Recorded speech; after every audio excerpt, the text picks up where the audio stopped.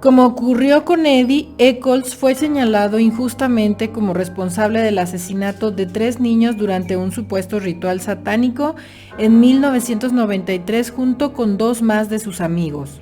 En la serie, Eddie es duramente juzgado por todos los habitantes del pueblo, pues nadie más que el grupo de protagonistas, así como su propio tío, confiaban en la inocencia del joven. Incluso después de su muerte podemos ver que hay personas que siguen acusándolo de haber pertenecido a un culto que se dedicaba a sacrificar personas. Pero como ya hemos mencionado en varios videos de la época, de casos de la época, esto solía suceder en aquel tiempo, en el que a menudo los casos criminales eran marcados o estigmatizados por las creencias de la época, y como también ya les he mencionado en otros videos, por un miedo irracional de la época al que se le llamó pánico satánico. Stranger Things se centra en parte en una oleada de pánico moral que recorría a Estados Unidos en los 80, cuyos efectos duraron y afectaron varios casos criminales de la época. Pero el pánico satánico se extendía a todos los aspectos, como los juegos de rol, videojuegos y el rock. Pero ¿de dónde nace este pánico satánico? 1980 es un año en el que el psiquiatra canadiense Lawrence Pasder publica un libro llamado Michelle Recuerda. Este libro se volvió un bestseller y trataba de una historia verídica de satanismo. El libro habría sido escrito a medias por Pasder y a medias por Michelle, es decir, la mujer que cuenta o que relata lo que pasó, esta historia satánica. Esta mujer, Michelle, primero fue amante de este psiquiatra o psicólogo que al parecer ella acudió a su consulta. Primero fue su amante, luego su esposa y juntos escribieron este libro.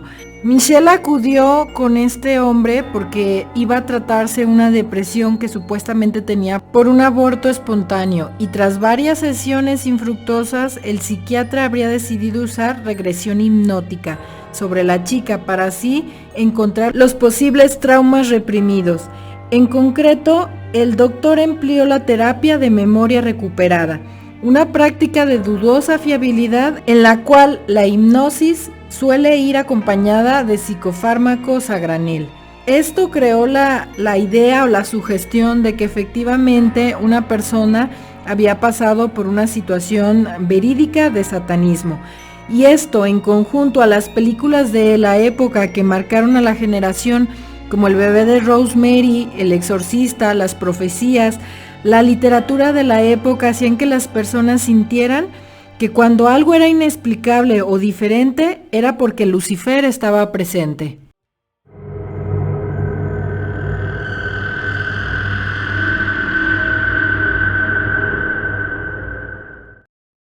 Bienvenidos una vez más a Diario Criminal. Como ya vieron en el intro, vamos a hablar del caso de los 3 de West Memphis. Es el caso en el que supuestamente se basó el personaje de Eddie Munson de la serie Stranger Things. Este caso hace mucho que lo conocía, lo quería traer al canal, pero como es bastante largo, pues me lo había pensado. Pero yo creo que este es el momento ideal para este caso. Algo importante en el caso es entender este dato del intro del pánico satánico. Muchos de los casos de aquel entonces están marcados por esto del pánico satánico. Era algo que realmente le preocupaba a la gente en aquella época, como lo podemos ver en la serie. Pasaba frecuentemente que en algún pueblo se acusaba a alguna persona de que era algo satánico, era cosa del diablo, estaban haciendo rituales, estaban haciendo brujería. Tengo en el canal otros videos más en donde les hablo del pánico satánico. Si les interesa estos casos que se ven involucrados con el pánico satánico y saber más del pánico satánico, les dejo fijado en el primer comentario estos casos, y aquí estarán pasando las portadas de los casos en donde hablo de eso. Son casos interesantes, es muy propio de la época. Y algo más importante de señalarles como más actual, un dato importante actual, es que siempre frecuentemente en los casos de México dicen, es que eso nada más pasa aquí, eso nada más pasa Eso no pasaría en Estados Unidos. Y siempre he mencionado eso de que eso no es cierto, este tipo de casos. Por ejemplo, en el caso de Devani solían decir mucho, es que solamente en México, y no. Este caso de los 3 de Memphis, de los 3 de West, nos deja ver cómo también en Estados Unidos pasa que una vez que a las fiscalías se les mete una idea, o a quienes estén encargados de la justicia se les mete una idea, se aferran a hacer este tipo de cosas. Otro caso muy parecido que sucede algo así, donde es la policía la que está entercada con alguna circunstancia y que se pasan por el arco cualquier cosa forense.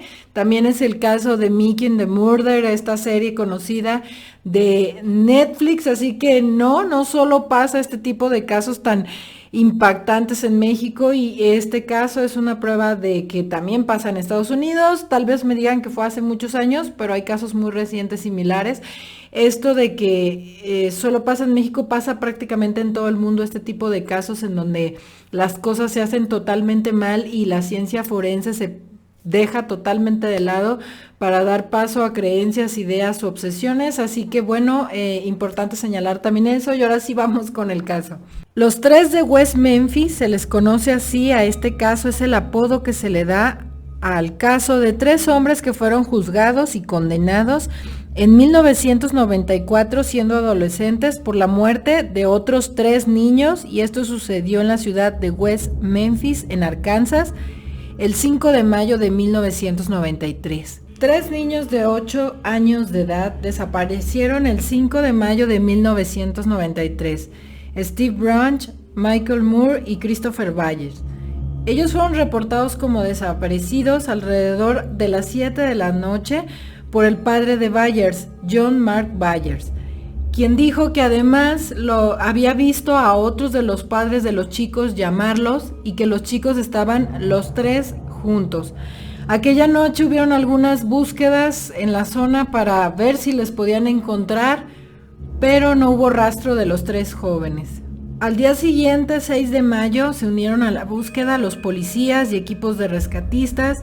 Buscaron por todo West Memphis, pero no había rastro de los jóvenes, hasta que se concentraron principalmente en las colinas de Robin Hood, donde los niños habían sido vistos por última vez. Cerca de la 1:45, uno de los policías que realizaba la búsqueda alcanzó a ver un zapato negro flotando, así que decidió acercarse le llaman como drenaje, era como un drenaje o río.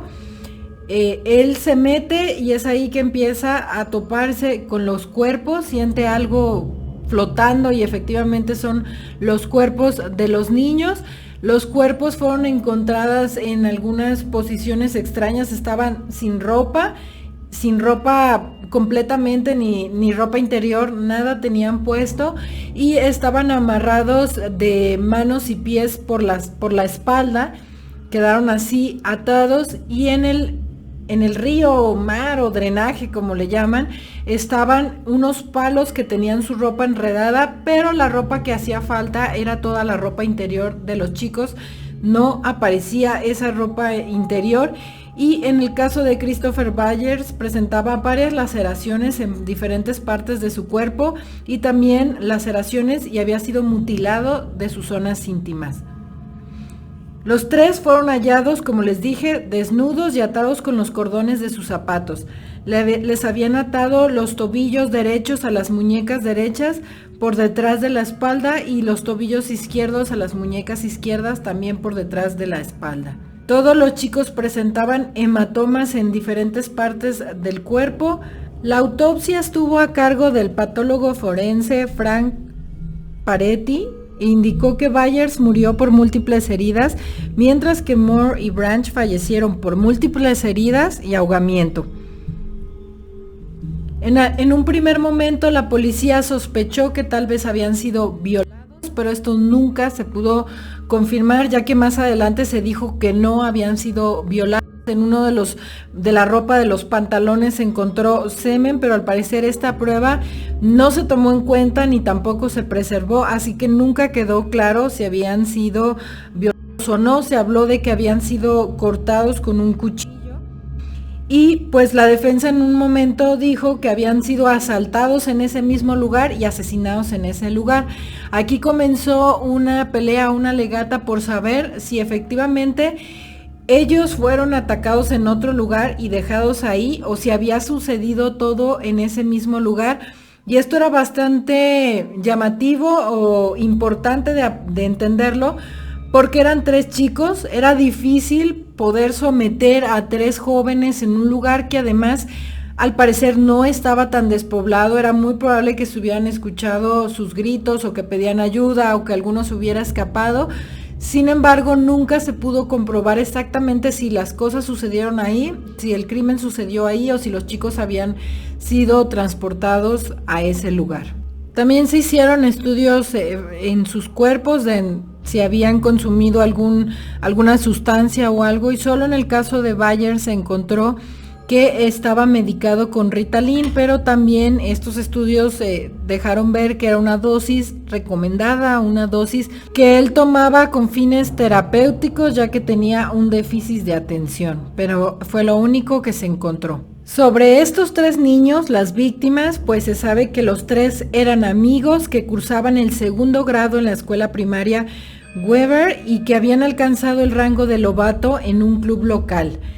En cuanto a sus familias, quizás sea importante este contexto, ya que en una investigación normal muy probablemente los primeros sospechosos hubieran sido los padres, los cuidadores y demás, y en este caso se omitió, y sí es importante porque en el caso de 2 de las víctimas pues tenían padrastros. Obviamente esto no sucede en todos los casos, pero pues sí hubiera sido un área a investigar que la policía prácticamente de inmediato omitió. En el caso de Steve Edward Branch, era hijo de Steve y de Pamela, pero ellos se divorciaron y ahora vivía pues con su padrastro Terry Hobbs. Él tenía 8 años de edad y vivía, como les dije, con su madre, su padrastro, su media hermana y con su mascota. En el caso de Christopher Byers, también sus padres se habían divorciado y hoy tenía un nuevo padrastro, John Mark Byers, que además es quien también, Mark Byers, que es quien también hizo la denuncia de sus desapariciones. Y pues su madre lo ha descrito como un niño como cualquiera otro. Era un niño bueno, era un niño que aún creía en el conejo de Pascua y en Papá Noel. En el caso de Michael Moore, él sí tenía la familia original, por así decirlo. Él vivía con su papá, con su mamá y con su hermana de 9 años. Ahora les voy a hablar un poco de Damian Echols y después cómo es que acaba involucrado en este caso. Es él en el que se basa el personaje de Eddie en la serie. Él nació el 11 de diciembre de 1974, su verdadero nombre era Michael Wayne, pero él decide más adelante cambiarse el nombre por Damian, por eso ya se le conoce como Damian Echols. Y pues bueno, su familia siempre tuvo algunas dificultades económicas, tenían muchas mudanzas. Él a los 8 años tuvo que enfrentar pues la separación de sus padres, que al parecer fue algo que le marcó, que fue pues importante para él. Y bueno, un tiempo al parecer las cosas iban tranquilos para ellos, pero eso no duró mucho, ya que cuando él llegó pues a una edad más adulta, al parecer comenzó a tener algunas relaciones problemáticas con las chicas de la comunidad. También se sabe que cometió algunos robos en algunos locales de la zona que hicieron que algunas veces estuviera arrestado, y también al parecer fue internado o estuvo recibiendo algún tipo de tratamiento mental, porque supuestamente fue diagnosticado con enfermedades serias, según dicen, guiadas por delirios de grandeza, persecución, alucinaciones auditivas y visuales y un proceso de pensamiento desordenado y cambios de humor crónicos y constantes.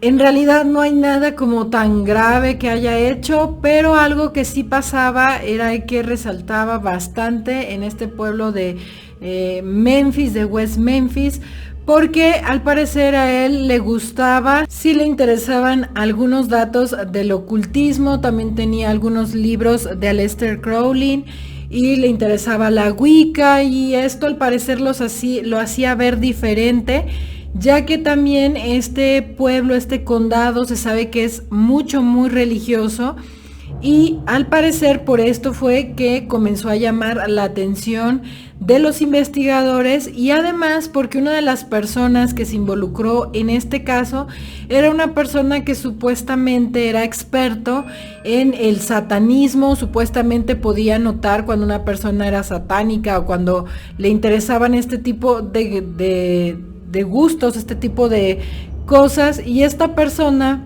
que supuestamente era experta en satanismo, comenzó a señalar a Eccles como una persona con esas características, y como evidentemente él era diferente a la mayoría de las personas del pueblo porque tenía estos gustos y porque pues al parecer no era así como que conviviera mucho con todo el mundo en el pueblo, y el pueblo era sumamente religioso, pues es a partir de ahí que comienzan a centrarse en Eccles. Sin ninguna prueba, la policía culpó rápidamente a Eccles y a sus amigos, Jason Baldwin, Jesse Misskelley. Los tres fueron abordados por supuestamente participar en un culto que los orillaba a asesinar niños para ofrecerlos a Satán. Los tres en repetidas ocasiones negaron las acusaciones en un principio, pero algunas respuestas e interrogatorios extraños hicieron que finalmente fueran llevados a juicio. Y las pruebas que la policía tenían básicamente era esta interpretación que uno de los investigadores hizo de que claramente era un crimen con tintes satánicos, y que claramente las únicas personas satánicas en West Memphis eran ellos. Y a su vez una declaración que hizo Misskelley, uno de los tres, Jesse Misskelley, en la que supuestamente se inculpaba, pero esta declaración era bastante dudosa y es una declaración que ahora ya no sería válida. Para empezar, se sabe que Jesse Misskelley tenía algún problema del aprendizaje, no entendía muy bien algunas cosas, y fue una de estas confesiones que la policía hace en la que le dice, ¿verdad que tú tenías el cuchillo? Sí. Y el otro dice, sí, ¿verdad que el cuchillo era de tal forma? O sea, prácticamente en la pregunta les daba la respuesta y lo iban guiando para que contestara o dijera lo que ellos querían oír. Esto suele pasar también en muchos casos viejos en Estados Unidos, en los que al parecer la confesión era muy importante. La confesión se buscaba de parte de la persona que vieran más débil en el grupo. Solía pasar que las personas pensaban, los que decidían confesar, que si hacían esta confesión pues ya se podrían ir a su casa y los iban a dejar en paz, porque estas confesiones eran sacadas después de muchas horas de tenerlos encerrados con hambre, sin ir al baño. Se desesperaban y acababan por decir lo que la policía quería oír para que de momento los dejaran ir. Pero esto lo que terminaba era pues que realmente se echaban la culpa y acababan detenidos y presos.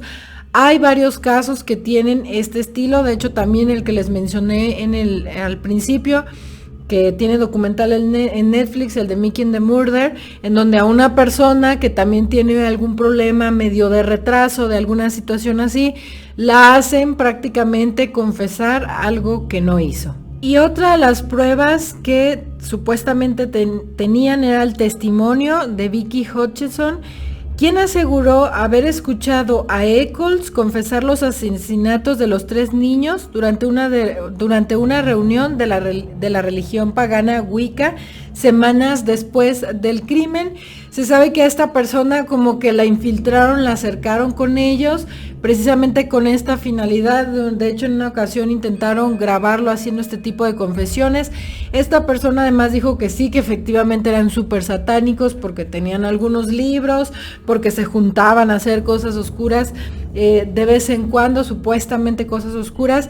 Y esta persona fue quien dio la confesión en donde dijo que escuchó que él confesaba este tipo de conducta, aunque como veremos más adelante, varias cosas sucedieron con esta supuesta testimonio de Becky Hutchinson. Es así que el juicio llegó a su fin con solamente las conjeturas sobre el satanismo, la confesión sacada prácticamente a la fuerza Misskelley y el testimonio de Vicky, y esto tuvo como final, la condena de Echols a muerte.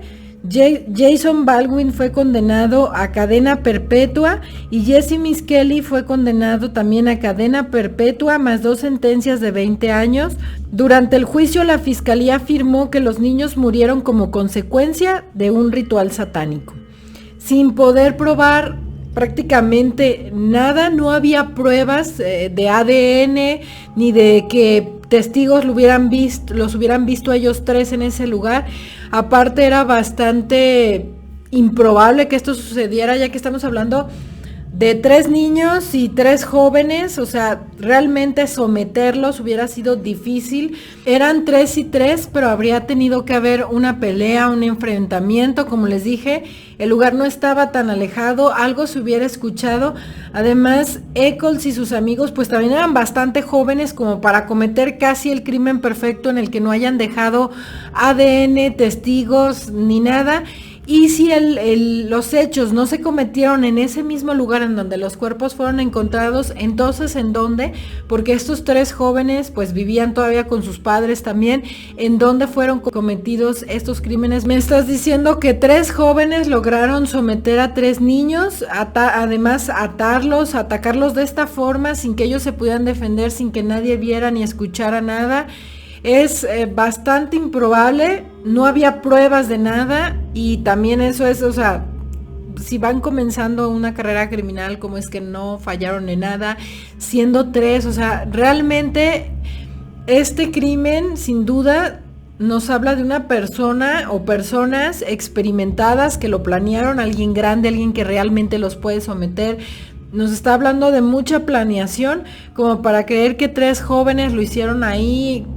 No tiene mucho sentido. Sin embargo, esta fue la primera condena a la que se llegó en el caso de los 3 de Memphis. Acá llegamos al punto en el que el caso se empieza a hacer bastante conocido, ya que empezó a haber mucha cobertura mediática del caso. Cuando HBO se interesó por este caso y comenzó a hacer un documental al que llamó Paradise Lost, fueron varias entregas, un documental bastante largo que le daba seguimiento a toda la historia de los 3 de West Memphis, y el documental también llamó mucho la atención porque fue la primera vez que un documental de este tipo tenía música, y fue la música de la banda Metallica, y esto hizo que aún más llamara la atención de las personas el documental, la banda, y empezaron diferentes artistas de Hollywood a sumarse, a pedir que se revisara este caso, a que realmente se investigara. E incluso alguien tan conocido como Johnny Depp también se involucró en esto, en pedir justicia para ellos. De hecho, creo que hay unas fotografías de Damien de Echols junto con Depp, así que esto hizo que la gente comenzara a ver el caso de otra forma y a darse cuenta que efectivamente habían sucedido muchas irregularidades por parte de la fiscalía, que prácticamente desde un principio lo señaló. También empezó a llamar la atención de por qué no hay otros sospechosos, cómo es que nada más tienes estos sospechosos, debería de haber más sospechosos, y es aquí cuando el caso comienza a desplomarse, porque se empieza a saber de algunas otras cosas raras que comenzaron a pasar ese mismo día en el pueblo y posteriormente, que eran bastante sospechosas. Ahora les voy a hablar de los otros posibles sospechosos. Todas estas cosas también sucedieron, pero no fueron investigadas, y creo que hay más pruebas, o pudo haber más pruebas, de que estas personas participaron aquella noche. Y en cambio, pues en el caso de ellos no había prácticamente ninguna prueba, así que vamos a ver estas otras opciones de probables sospechosos que atacaron a los chicos. El hombre del restaurante Bojangles. A las 8:40 de la tarde, el mismo 5 de mayo de 1993, el mismo día que desaparecieron los chicos, solo una hora y media, 1:40 después, un hombre de color entró a este restaurante Bojangles lleno de sangre, corriendo, agitado, desorientado. Los que lo vieron dijeron que el hombre llevaba barro en los pies, en los zapatos. Este restaurante se encontraba bastante cerca del lugar en donde fueron encontrados los cuerpos de los chicos. Este hombre entró al baño, estuvo ahí un rato, salió del baño, Se fue, los empleados del restaurante llamaron a la policía fue ese día, pero llegó tarde. Cuando llegó este hombre ya se había ido, vieron que el baño efectivamente estaba todo ensangrentado y sucio, tomaron algunas notas respecto a este extraño suceso, pero se fueron. Y hasta el día siguiente fue que la policía llegó a hacer un raspado de la pared de esta sangre. Se sabe que se llevaron este raspado, que lo guardaron, pero al parecer por alguna extraña razón nunca lo examinaron, nunca hicieron pruebas para saber si esta sangre correspondía a la de los chicos. Pero es bastante extraño que ese mismo día, pero 1 hora y media después, 1 hora 40, haya sucedido esto en el que este hombre entra al baño así ensangrentado, lleno de barro, alterado y enloquecido. Pero esto jamás importó, no se estudió, no se revisó. Y algunas personas, como que quieren descartar esta teoría, mencionan que esta persona llevaba algo en el brazo, como una vendada, una situación que hacía pensar que tenía lastimado el brazo y que por ende esto le habría impedido de alguna forma poder cometer el crimen. Pero esto es también bastante sospechoso y bastante raro que no se haya investigado. John Mark Byers, él es el padrastro de Christopher Byers y es otro de los que ha sido de los más sospechosos. Lo primero que pasó es que se descubrieron algunas contradicciones en sus declaraciones sobre esa noche. Recordarles que además él fue el que los reportó como desaparecidos y además él estuvo dando muchas entrevistas y siendo muy público a través de los medios, en aquel entonces la televisión. Esto llamó un poco la atención sobre él, en particular esta contradicción en las declaraciones, y además él hizo algo bastante extraño, que es que al parecer les quiso dar un cuchillo que era como dentado, así como medio raro, un cuchillo que al parecer podría parecerse a algunas de las heridas que los chicos tenían, y él quiso darle este cuchillo que él tenía a algunos de los productores del documental de HBO, y se dice que al parecer este cuchillo tenía unas manchas que bien podrían ser de sangre. Es un dato un tanto raro y un tanto creepy, porque sí sería raro que el papá de una de las víctimas, por alguna razón, le quiera dar un cuchillo a una de las personas que están dentro del documental de HBO de sus hijos. O sea, igual entendería que a modo de agradecimiento le dieras, no sé, unos chocolates, un libro, alguna cosa así, pero un cuchillo que además probablemente estaba usado porque tenía esta mancha de sangre. Nunca quedó muy claro, pero se cree que esta mancha de sangre pudiera ser de alguno de los chicos. Y la teoría que se tiene es que quizás él quiso castigar de alguna forma a su hijo, y como estaban los otros dos de testigos, pues se le acabó pasando la mano y también atacó a los otros dos chicos. Además, al parecer, su esposa, la verdadera madre de Christopher Byers, llegó a sospechar de las conductas de él, del comportamiento que él tenía durante las investigaciones y posteriormente. Y además hay un dato más que es, yo creo que el más raro y el más creepy en esta situación, que es que se sabe que este hombre, poco tiempo después de lo sucedido, se quitó todos los dientes. Por alguna razón, él hizo todo lo posible por quedarse sin ningún diente. Y se cree que estas marcas que les encontraron a los cuerpos de los chicos, precisamente por la falta de pruebas, nunca quedó muy claro de qué se trataba. Parecían algunos cortes, decían con cuchillo dentado. Luego después, pues las personas que creen en la teoría de que John Mark Byers tuvo que ver, dicen son mordidas de persona, y por esta razón es que él se quitó los dientes, porque él habló de algo así como un accidente, pero después la esposa salió a decir que esto no había sucedido de esa forma. Y es bastante raro esto de que se haya quitado los dientes, cuando después se supo en la segunda autopsia que se encontraron en el cráneo de Steve Branch algunas marcas de mordedura. Pero aquí también hay algo que llama la atención, que es que algunos dicen que en este lugar donde los cuerpos fueron depositados había unas tortugas gigantes que eran medio mordelonas. Y también se llegó a decir que quizás los cuerpos estaban ahí en buen estado y que estas tortugas comenzaron a morder. Así que es un dato que después salió, pero que hace bastante sospechoso al padre. Es un padrastro además, y esto pues ya son como varias cosas, ¿no? Esto de los dientes, lo del cuchillo, que cayó en contradicciones, que se volvió como muy público. Es un dato también que pues salió a la luz y es otra de las personas que se le tiene como sospechosos. Y otra de las cosas que pasó fue que en 2003 Vicky Hutchinson, esta persona que testificó que había escuchado a Eccles decir que sí había sido él quien había atacado a los chicos, se retractó de sus declaraciones y dijo que estas habían sido dictadas palabra por palabra por parte de la policía, lo que ellos querían que ella dijera. Así que este testimonio también se vino abajo la declaración que le sacaron a uno de ellos, pues porque más adelante se vio que fue forzada, que además era una persona que no entendía muy bien lo que estaba pasando. Y en 2007, por si todo lo anterior no fuera suficiente, el caso se desploma, se viene abajo con pruebas de ADN.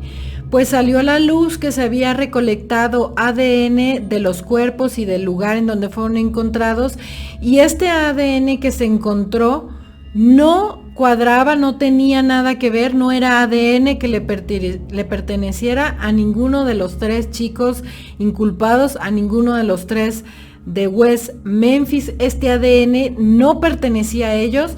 Una parte del ADN encontrada era de los chicos que fueron víctimas, pero había el ADN de otra persona, había el ADN de una persona más y no era ninguno de ellos tres. Esto hizo que definitivamente el caso se viniera abajo, y hay algunas teorías sobre de quién pudiera ser este ADN. Existe un documental sobre los asesinatos de West Memphis, una película pagada y producida por el conocido director Peter Jackson, que sugiere que Terry Hobbs, uno de los padrastros de las víctimas, el padrastro de Steve Branch, participó en el caso de los tres chicos. Los realizadores señalan que las pruebas de ADN, las que anteriormente mencioné, seguramente tienen que ver con Terry Hobbs, ya que se menciona en el documental que el ADN de un pelo presente en uno de los cordones de los zapatos utilizados para atar a los chicos coincidía con el ADN de Terry Hobbs. Un segundo pelo hallado en un árbol cerca de donde fueron descubiertos los cuerpos coincide con el de David Jacoby, un amigo de Terry Hobbs, y al parecer Terry y su amigo, Terry, uno de los padrastros, y su amigo fueron vistos juntos ellos dos cerca de los chicos solo una hora antes de que esto sucediera. Se dice que este ADN que fue encontrado coincide con ellos. Además se menciona que sus coartadas son sospechosas, no se pueden confirmar, y también se encontró que al parecer esta persona, Terry Hobbs, tiene un historial de maltratos a parejas y a hijastros. Y finalmente, al parecer, un sobrino de Terry Hobbs alguien declaró que lo escuchó decir que lo que Terry Hobbs le hizo a los chicos de Memphis era un secreto familiar muy bien guardado. Así que también están estas personas como sospechosas. Pero bueno, lo que pasó fue que en 2011, ya con todos estos datos de que Vicky Hutchinson dijo que mintió en su testimonio, la declaración de culpabilidad que le sacaron a la fuerza a uno de ellos, y también el ADN que los dejaba fuera de la escena y de tener que ver, es que se les ofreció la doctrina Alford. Es una doctrina, ya la hemos hablado, creo que en el caso del asesino de la escalera, en la que dices así como que reconoces que tienen evidencia para inculparte, pero no eres culpable. O sea, es como sí, pero no. Es una forma que tiene el Estado para decir, ok, me equivoqué, pero no vas a buscar ninguna reparación del daño ni nada. Te vas a declarar, pues, prácticamente culpable, pero te vamos a dejar salir mediante esta doctrina Alford. Y ellos aceptaron esta doctrina Alford, y en 2011 fue que el juez David Lasser aceptó la doctrina y sentenció a los 3 hombres a un tiempo de servicio.